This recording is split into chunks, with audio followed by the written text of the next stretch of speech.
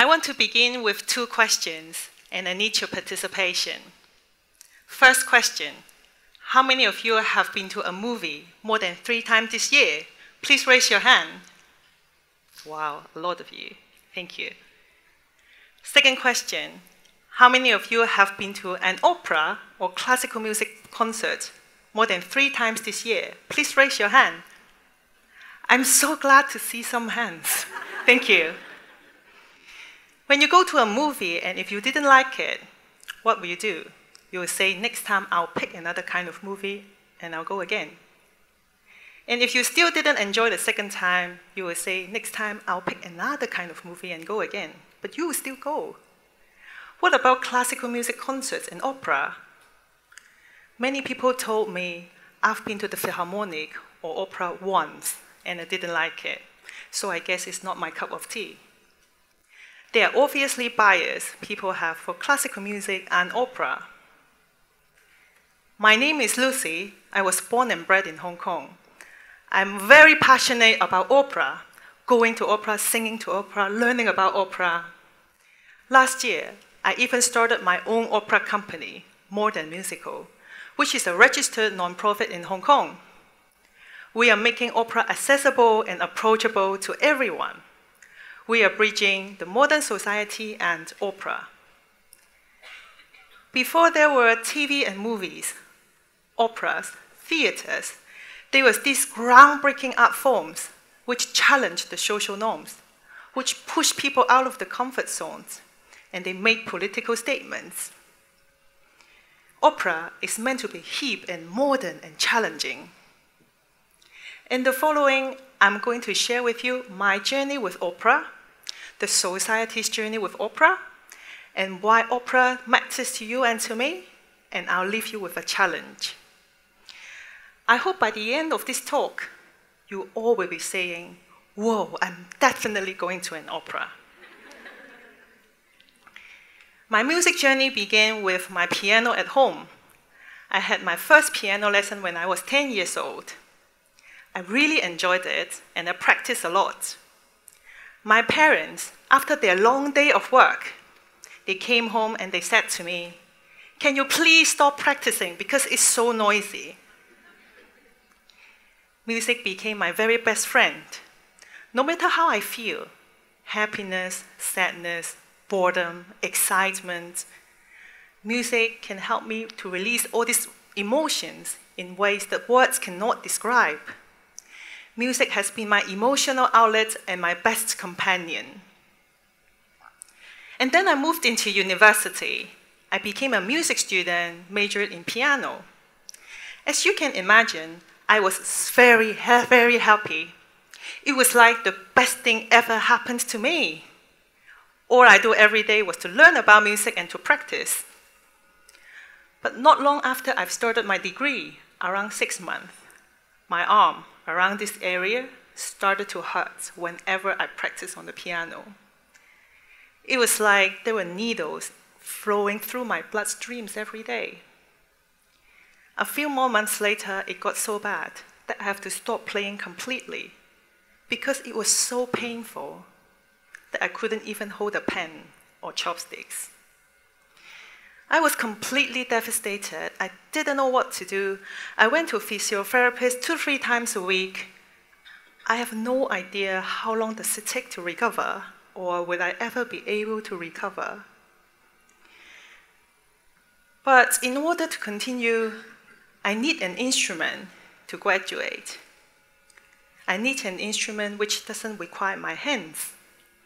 So I started to sing. And it is the next best thing ever happened to me. All in a sudden, I became a voice student, and learning singing is completely from learning a physical instrument. Because now this time, the instrument is inside my body. It takes a lot of imagination and self-exploration to learn singing. Sometimes I got really confused. My voice teacher, she would say to me, Lucy, I cannot cut myself apart to show you how you should coordinate your inner muscles or your vocal cords. You have to figure out by yourself. And so I practiced a lot. It means a lot of singing, plus screaming, plus yelling. And a few months later, my voice started to change. It became rounder, it became louder.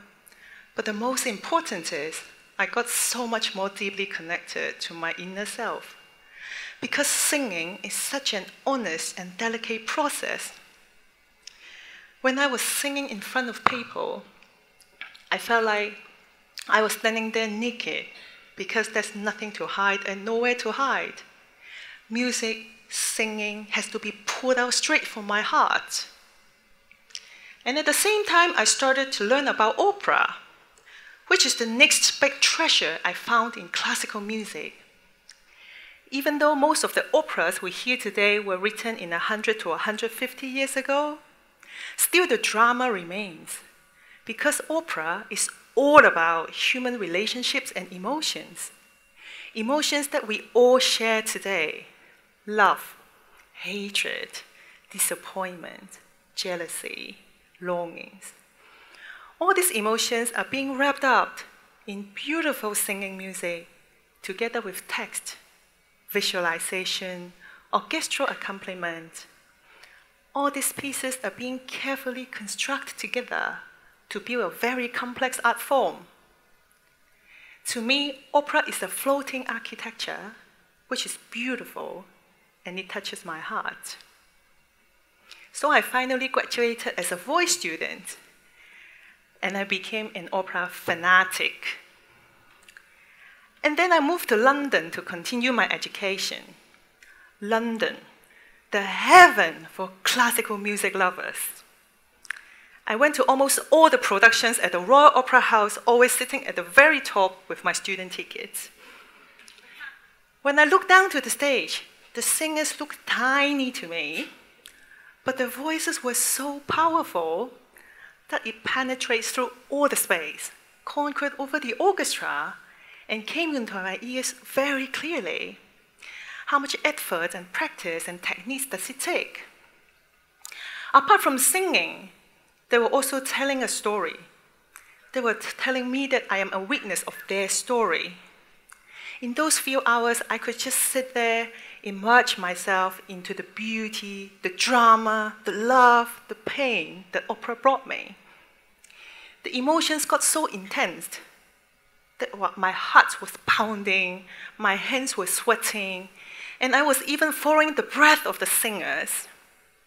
Sometimes when the productions were being extremely well done, all the audience were being connected emotionally because we were inspired and engaged, and we start turning in to the people next to our seats, even we were strangers, and then we start talking about how great the singers were, how happy we were, how full of joy we were, and how we experienced something magical together, something that couldn't be found in normal daily life. From my seat, apart from the stage, I also saw these audiences sitting right in front of the stage with the most expensive tickets. Can you guess who they are? They are a wave of the silver hair generation. So they were pretty old. And I was there thinking, like, is opera meant to be an elderly entertainment? And if it is, then what is the future of opera? And if it is, then what's wrong about me? Why would I enjoy it so much? Earlier I mentioned opera is meant to be hip and modern. Let me give you two examples. The first example is the most famous French opera written by Bizet, which is Carmen. You must have heard some music from Carmen, including this one. L'amour est enfant de bohème, il n'a jamais connu de noix. Si tu ne m'aimes pas, je t'aime, si je t'aime, prends garde à toi. Si tu ne m'aimes pas, si tu ne m'aimes pas, je t'aime. Mais si je t'aime, si je t'aime, prends garde à toi. Thank Thank you. So this music was taken from the aria Habanera, sung by Carmen in the opera. Carmen is a beautiful gypsy lady. All men fell in love with her. One day she was being put into jail because she initiated a fight. And in the jail, she managed to seduce the officer, Don Jose, to release her by singing and dancing around him.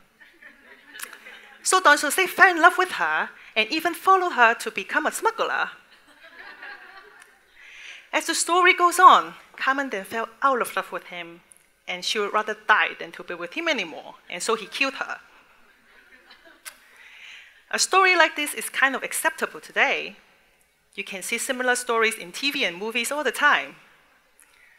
But this story was completely unacceptable in 1875. Women as those days, they couldn't be seen singing, dancing, drinking in the public, not to mention fighting. They were not even sexually free. Bizet, he challenged all these social norms. So guess what happened at the opera premiere? It was a complete failure. It was being considered outrageous and provocative. Bizet, he was convinced that he has written the worst opera failure in history, and he actually passed away in the same year.